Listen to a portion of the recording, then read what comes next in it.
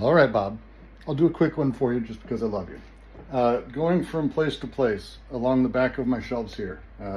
This is like my workspace office over here. There you go. I've got all my soldering stuff, my modular scent stuff, video scent stuff, and my computer over here. But over here, board games up top. Generally some of my favorites.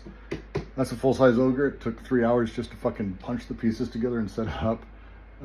My Space Hulk, my Blood Bowl, all these are really fun.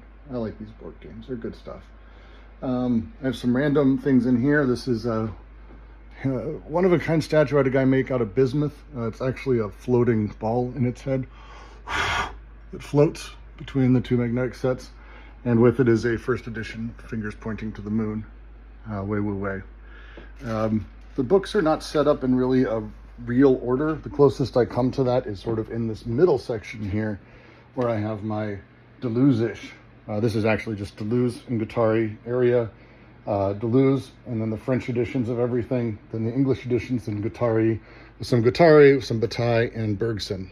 That's the closest. Then I get into like Godelier and a few others sort of over here and sort of adjacent. Above is Francois Jullien, mostly with Lazzarato, Cohen, and a few others around that. And then I kind of have like some fiction books. I have all the Verso series above, Revolutions, all that, few of the MITs I like. Kid loves them. I've got a bunch of the Verso series, Jesus.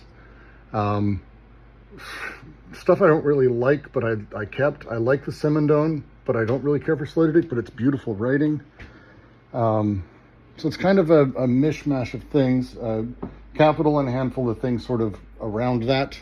So I put Holland next to it, Terra Abydos, which is one of my favorite books I can never recommend. And then I have like collectors, things that I keep around, just sort of randomly. There's a lot of single books to sort of go through. So I'm just gonna let you just peek over it and let me know where I should start. I'll make my first video for you, buddy. My Khalil Gibran books, I've got first editions across the board of. Really love that. I love Khalil Gibran. Just like a lot of random stuff sort of around, and I don't really have room for all of it. Most of my books are in these shelves, but I have a couple other smaller shelves elsewhere. I have my candy shelf, my protein bar shelf, obviously. First editions. So like this is a Nietzsche and the Vicious Circle. This is a printer's edition from Klosowski. And then this is one of my favorite bindings of any book I have, maybe, because they didn't make a lot of this, but it is stunningly beautiful.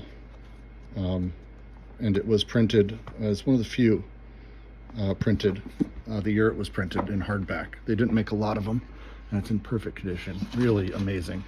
You actually can't find it online really anywhere.